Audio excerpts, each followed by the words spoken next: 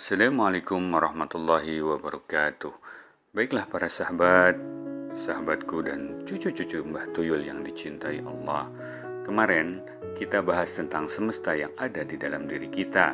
Maka kali ini Mbah Tuyul akan melanjutkan lagi tentang apa sih sebenarnya yang ada di dalam diri kita.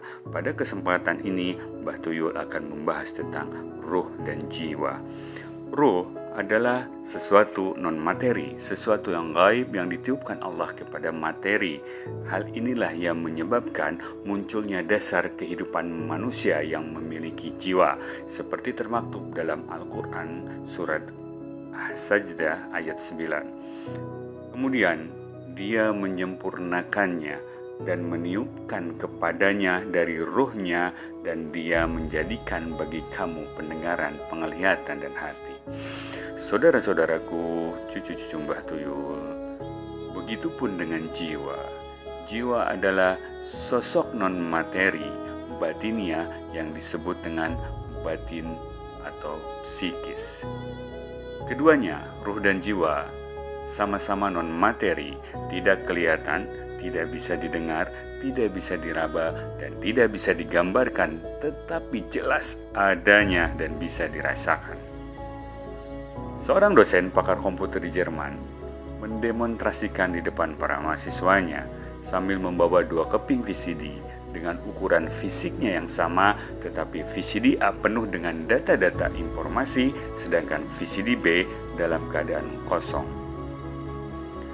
Dengan menggunakan sarana timbangan elektronik yang paling sensitif, para mahasiswa diminta untuk meneliti secara fisik dan menimbang kedua VCD tersebut. Apakah ada perbedaan berat ketika salah satu VCD diisi data-data informasi dan yang satu tidak? Hasilnya menunjukkan bahwa berat kedua VCD A dan B adalah persis sama. Jadi mereka menyimpulkan kalau file atau data-data informasi bukan termasuk kepada materi, melainkan non-materi, seperti ruh dan jiwa tadi. Nah, karena sifat non-materi inilah membuktikan keberadaannya di dalam jasad tubuh kita.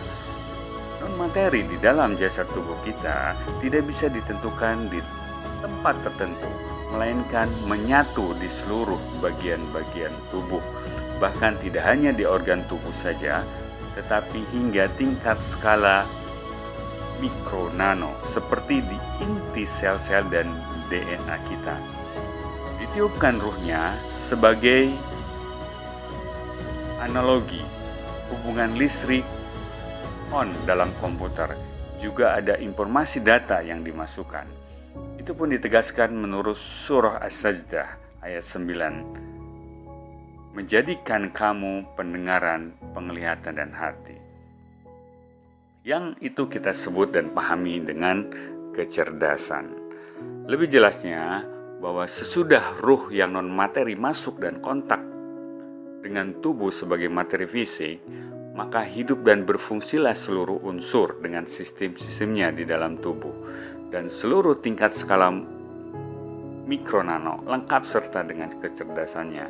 Pada dasarnya, seluruh tubuh mutlak di bawah kendali dan kekuasaan ruh. Terbukti pada saat dicabut ruh, maka seluruh tubuh mati dan menjadi jasad, sesuai surah Az-Zumar ayat 42. Namun, secara spesifik, ada organ tubuh yang aktivitas kerjanya secara non-stop di bawah kendali ruh sampai ajal tiba. Yaitu apa? Jantung, atau disebut juga sebagai qalbu, hati yang ada di dalam dada. Lain daripada itu, ada saraf otonom yang masih banyak lagi sistem-sistem lainnya, seperti sistem kekebalan tubuh, peredaran darah, cairan tubuh, cara kerja DNA, dan peremajaan sel-sel tubuh. Itulah fungsi sebenarnya ruh. Lain halnya lagi dengan jiwa. Profesor Dr. Mubarak adalah guru besar bidang ilmu psikologi Islam yang pertama di Indonesia dan dunia.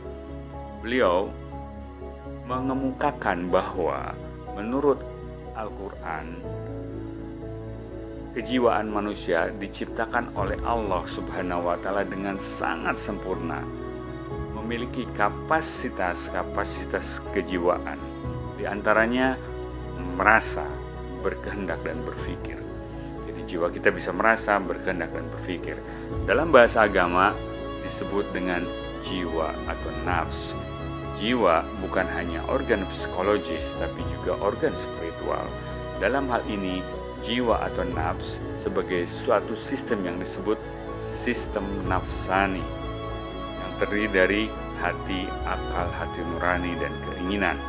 Dengan pemahaman kita tentang sistem nafsani dan sub-sub sistemnya, maka menjadi jelaslah bahwa jiwa yang tenang berarti memiliki hati yang tenang juga. Jiwa memiliki pengaruh terhadap tubuh yang menyebar ke seluruh penjuru tubuh, hanya saja lebih dominan di wilayah sadar. Tidak mutlak seperti pengaruh roh yang mendominasi seluruhnya. Pengaruh jiwa itu kita pahami secara spiritual sebagai sumber penggerak yang dapat menggerakkan seluruh organ-organ tubuh manusia melalui otak dan jaringan saraf-sarafnya. Sekian dari Mbah Tuyul. Salam Nuyul.